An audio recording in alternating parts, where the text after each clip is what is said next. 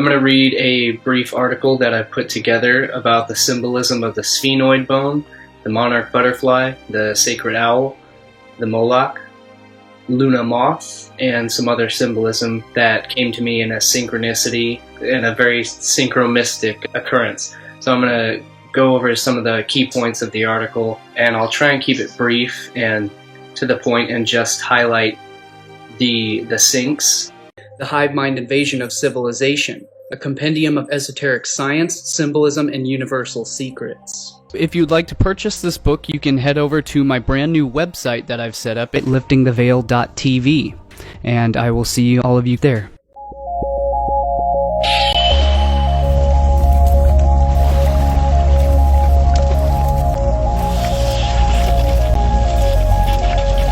Make sure you are still subscribed to the channel. Click the bell notification for future updates on all my videos. The sphenoid bone is situated in the middle of the skull in front of the temporal bone. Other bones become more visible only when looking inside the skull. The sphenoid bone makes up the anterior base of the cranium. It is a butterfly-shaped bone with a central body and two pair of laterally projecting wings. These wings form portions of the orbit. The body of the sphenoid features a depression known as the sella turcica, which houses the pituitary gland. Located between the orbits, the ethmoid bone makes up a portion of the cranial floor and also the roof of the nasal cavity. An inferior projection, the perpendicular plate of the ethmoid bone, forms part of the nasal septum. The crista galli projects superiorly from the ethmoid bone and serves as the attachment point for the falx cerebri, a dural fold. Extending laterally from the crista galli is the cribriform plate, a perforated area through which the olfactory nerves pass. The two L-shaped palatine bones form the posterior third of the hard palate, part of the nasal cavity, and a portion of the orbit. The small, thin lacrimal bones make up the anterior portion of the medial wall of each orbit. A groove known as the lacrimal groove helps to form the nasolacrimal canal, which contains a duct that allows tears to travel to the nasal cavity.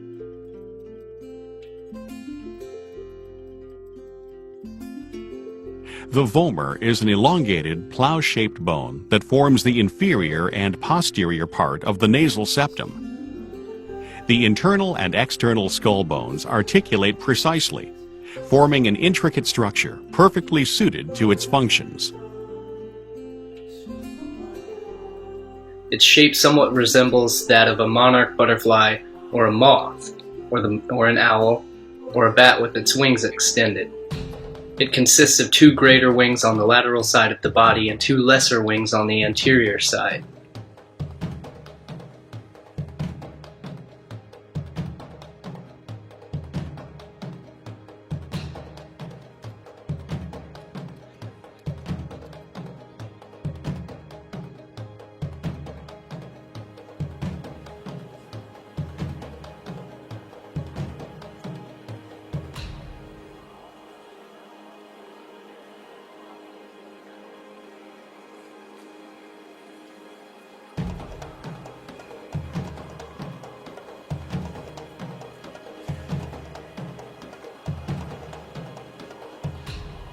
The owl is a symbol of wisdom because its traits represent the ability to see in the dark when the light has gone.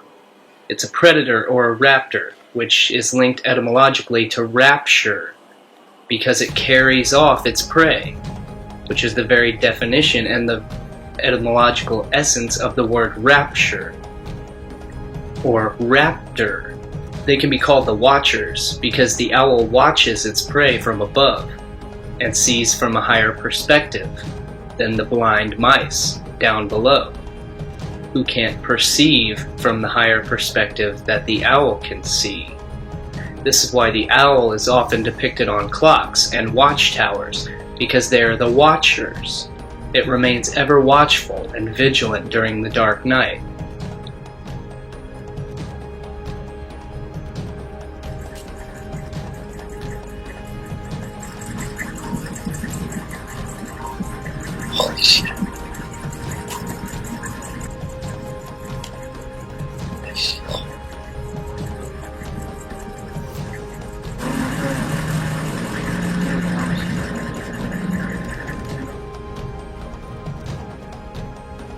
Speaking of the dark night, the bat, like the owl, is nocturnal and is capable of seeing in the dark and perceiving beyond what the two eyes can sense, thanks to its echolocation, using sound to catch its prey.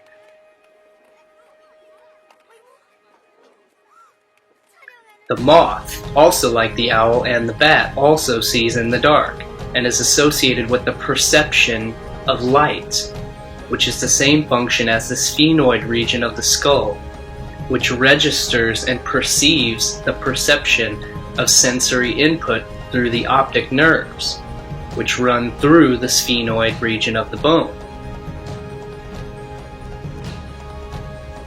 The Luna Moth is a lime green Saturnid moth in the family Saturnidae, subfamily Saturninae.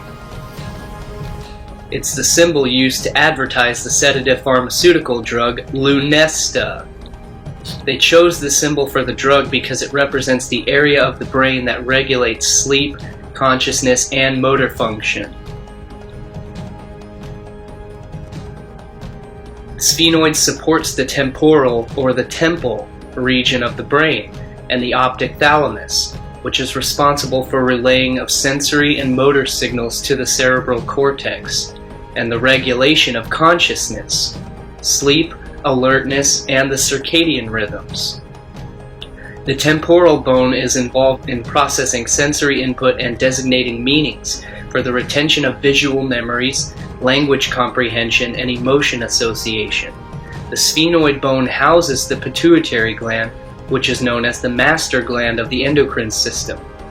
Hormones secreted from the pituitary gland help control growth, blood pressure, certain functions of the sex organs, the thyroid glands, and metabolism, as well as some aspects of pregnancy, childbirth, nursing, water salt concentration, and pain relief, just to name a few.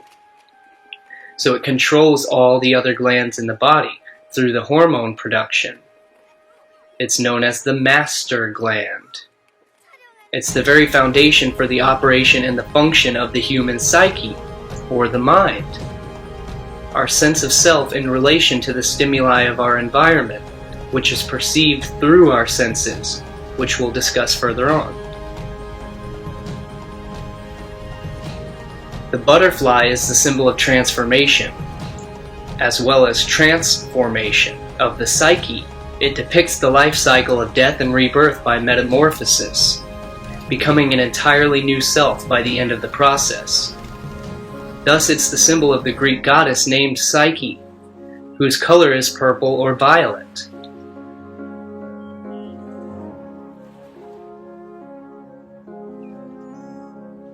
The Rorschach inkblot test is a psychological test in which subjects' perceptions of inkblots are recorded and then analyzed using psychological interpretation, complex algorithms, or both. Some psychologists use this test to examine a person's personality characteristics, emotional functioning, and mental health. It's been employed to detect the underlying thought disorders, or supposedly thought thereof. How effective or accurate it is, I'm very skeptical. But notice the shape of these inkblot tests, how they're using the bilateral symmetry, which is the very structure of the human skull, of the human anatomy, which is involved with the perception, the human perception. How do you perceive the bilateral symmetry? What can you see? Everything we sense visually in order to perceive this reality passes through the sphenoid bone. It is the gateway or the doorway to the mind. If our senses and perception can be manipulated with media and stimuli, propaganda, such as music, movies, Hollywood, advertisements, marketing, and everything else put out for us as tools of propaganda to persuade our perception, to control our mind, to control what we perceive to be real and true. I posit would be exactly why the Moloch Owl and the Monarch butterfly, as well as the Luna Moth, are chosen symbols of iconography by the elite elders such as the Eliminati, used in the Bohemian Grove, where we find the Moloch Owl in the cremation of care rituals. Same thing with the White House layout. We find the Moloch Owl, the belly of the beast. We find the Moloch Owl in synagogues, churches, Masonic institutions, and other architectural organizations.